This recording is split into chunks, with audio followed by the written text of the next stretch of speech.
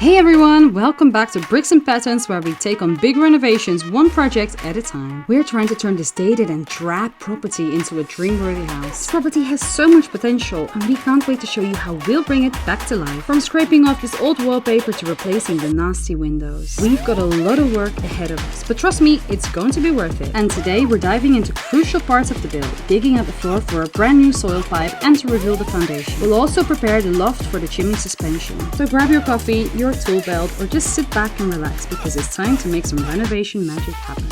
But before we really get started, have you subscribed yet? You, yes, you. Really? Because I need more fans. Please like and subscribe so I can put more time and effort into these videos. Now you finally subscribed, let's get cracking. Here's the plan. We'll be excavating this section on the floor to make way for the soil pipe, ensuring it's laid at the correct depth and gradient for proper drainage. Let's gear up and get started. Before we do anything, safety is key. We're dealing with heavy tools and concrete, so proper gear is non-negotiable, including ear protection. Also, we have checked for any buried utilities or pipes to avoid surprises. Always double check before you dig. First step is breaking through the concrete slab. I'm using a jackhammer for this, so if you're doing this at home, make sure you have the right tool for the job. It's noisy, it's dusty, but it gets the job done. And like I said, it is noisy. So I would recommend you letting your neighbors know in advance, to prevent some issues. The jackhammer I got is heavy duty and the emphasis is on heavy. I was sore for days after. The work plus the weight of the jackhammer was a lot. If I keep doing this regularly, I will need to go to the gym. Unfortunately, there's only so much we need to demolish. It's very taxing on the body and it's not a quick job whatsoever. Brad and I did take turns, but obviously he did the majority of the heavy lifting. And just like that, we're through the first layer. Let's clear this out and see what's underneath. The soil stack was already cracked at the bottom, so we've taken it down as much as possible. Some of the rubble fell down the hole, so obviously we needed to get that out and fill it up so that nothing else would fall in. We've got the whole crew together. Brad, the husband, taking out this bit today so that we can measure the foundation properly, because we've done it outside already using this hole somehow. So that we know exact measurements for the RSJ that is going to sit next to that post. I'm wearing like 5 layers, it's -3, and we don't have a window in there. And downstairs we've got more holes in the wall that let through all of the cold. And since we don't have heater, we don't have a boiler, we don't have any of the radiators on, it's freezing in here. So we've got the tiniest radiator, one of those portable electric ones. So yeah, layers, gloves, get to work so that we can stay warm while working. Since we are adding a toilet under the stairs, we need to dig a hole under the wall so we can connect the pipework to the trench we dug in the kitchen. The water waste of the sink will be also connected to this pipe. We will try to hide the pipework as much as possible so it looks nice. Next time, we will fit the soil pipe into place, but not before we meet with our building control. But that's a job for another video. For now, the groundwork literally is done. Next up, it's time to dig out the foundation for the steels that will hold our fabulous French doors. And while we are at it, we will be uncovering the water mains because we are planning to move them to a better spot.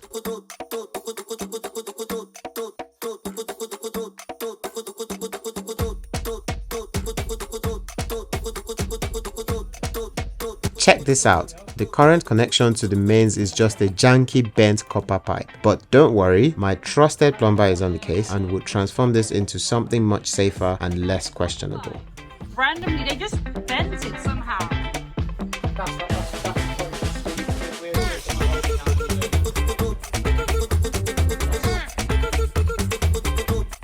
We've already carved out a trench for the new pipework, which will be rerouted to its snazzy new home, right into a cabinet under the window, where the sink will live happily ever after. Progress is looking really good.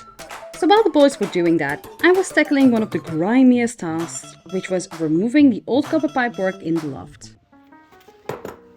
So just to give you an idea of how the beams will be sitting, the RSJs. So basically, this is the chimney up in the loft. And there will be sort of like an H shape almost like these beams are, but they will be going a little bit differently. So one of the RSJs will go straight through here. Obviously at this level, it will go alongside those beams. They will figure out how to adjust whatever this is. So straight through there. Then the other one will go here to the back of the wall there, which is like a load-bearing wall. And what they'll do, both of them will sit on top of that concrete. Now you would think, how is that little bit of concrete going to take all of that weight of this chimney? Now the most of the weight will be on the load-bearing wall at the back. So it is not going to be all on that little post there. So that is the way the structural engineers designed it. Now you can see that that RSJ sits on that side and is not through the chimney. So what is going to keep the chimney up if you only have this one going through it? Well, if you can see on the drawings, you will actually have something that connects those two RSJs going straight through the front of the chimney. So that side is covered, this side is covered. Now you need to have that side covered still.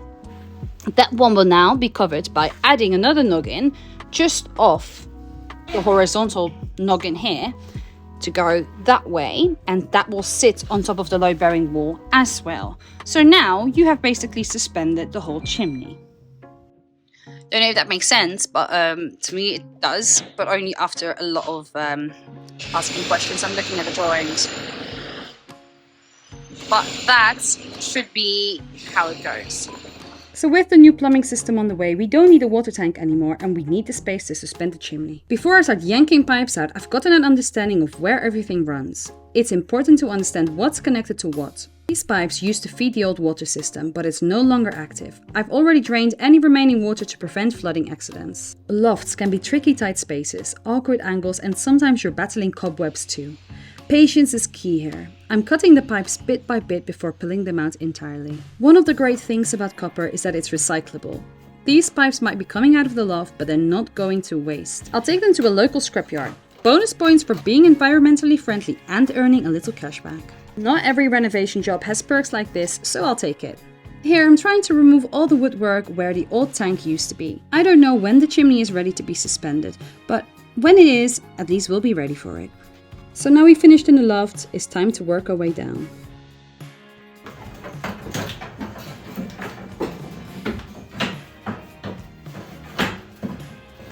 Jesus, why is that stuck? Ah!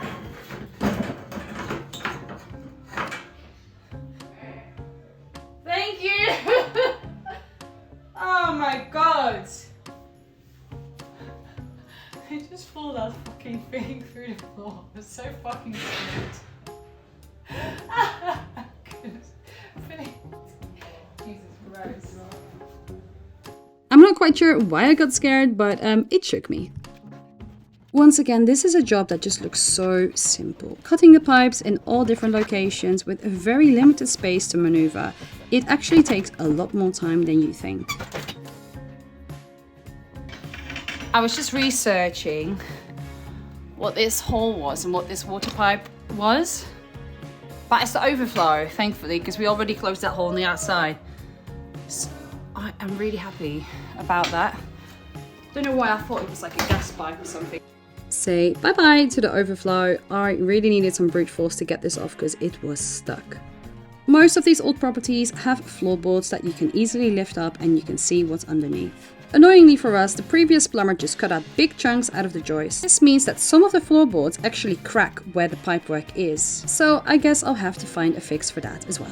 With all the old pipework gone, I can do a little dance. The property is one step closer to being ready for the new plumbing system and the chimney suspension, and I will get a little bit of cash.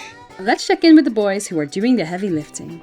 Yes, I was doing the most important and hardest job of the day, which was taking off wood chip wallpaper with lots of layers of paint and covered in nicotine. Yuck. I was getting high on nicotine as I was steaming those walls. Kirsten eventually joined me to tidy up a bit, and she started removing the old underlayer of the carpet on the stairs. Regardless of the steam and all that hard work, we decided to call it a day as it was really freezing, and this is the first of many cold days to come during this renovation. That's it for today's project. Digging out the floor isn't glamorous, but it's a huge step towards creating a reliable and functional system. That's right. In the next episode, we'll be installing the new windows, the flue pipe, and hanging the boiler. Stay tuned for more progress and see how the windows will transform this property and take it into 2025 with a bang. If you found this helpful, give it a thumbs up, hit subscribe, and drop any questions or tips in the comments below. Until next time, happy renovating.